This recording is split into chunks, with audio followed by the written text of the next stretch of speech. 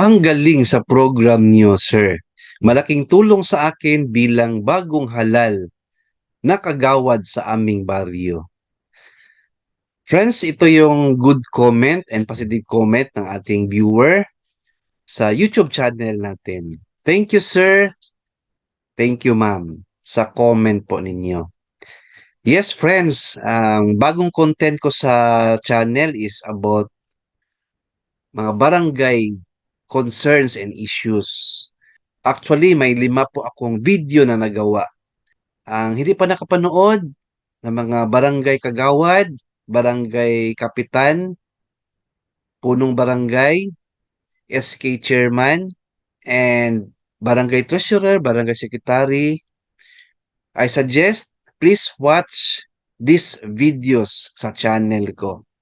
Napakagandang video po ito, very informative po sa inyo, and concise and direct to the point po na video. Ano po ito?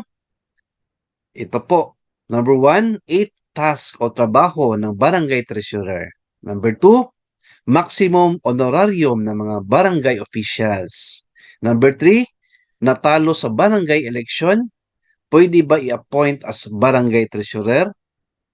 Number 4, qualifications and disqualifications ng mga barangay officials.